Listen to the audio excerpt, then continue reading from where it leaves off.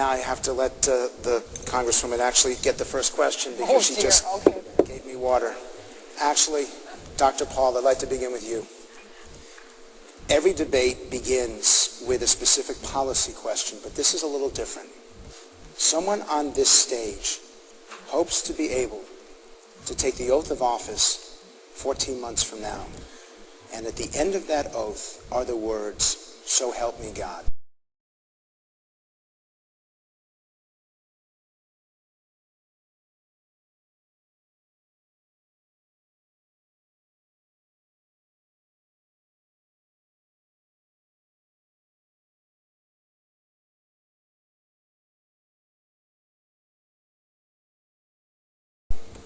When you hear those 4 words, if you have the opportunity and the privilege to say them, what will come to mind? Well, I think they're very important. We take, those of us who have been in Congress and served in government, we take an oath frequently. We take an oath to uphold the Constitution. And that's what we do when we take an oath when we're sworn in as president. We emphasize this. But I think what that does, it emphasizes it even more so because of the significance and the importance. And it reiterates the fact that we swear to uphold the Constitution and the rule of law. And to this, to me, this would mean that you're not only saying this, in front of a small number of people, not only in front of the nation, but before our God.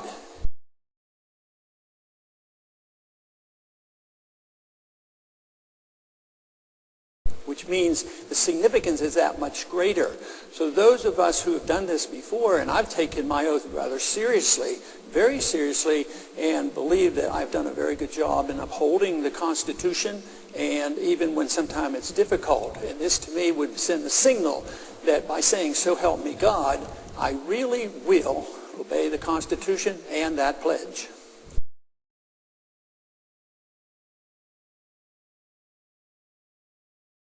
I think the issue is obviously very important, and we can charge one side or the other of influencing our culture too much. But the goal of government isn't to mold society and mold people. The role of government is to preserve liberty so we as individuals assume the responsibility and our families assume responsibility. Our values should come from our family and from our church.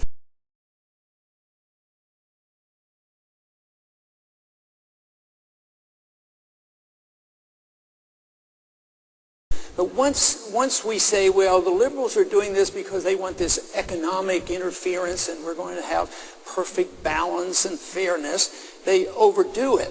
But you can do it on both sides. You can say, well, we're going to make people better by having more laws. I think culture is very important. Culture has a reflection on the law, and I think that is very good.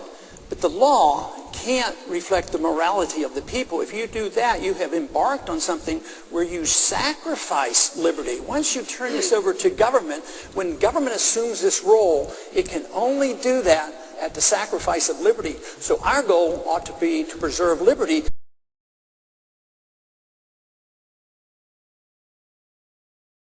So that we have our religious values and we make our own decisions. If we can make our self-determination for our hereafter and our spiritual life, certainly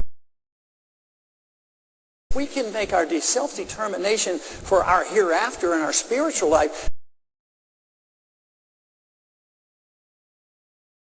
We can make our self-determination for our hereafter and our spiritual life, certainly on our own personal habits and our economic habits and how we spend our money. Certainly we should assume that the people can do this. The guidance should come from individuals, from our family, and from our church. You can't teach people how to be moral.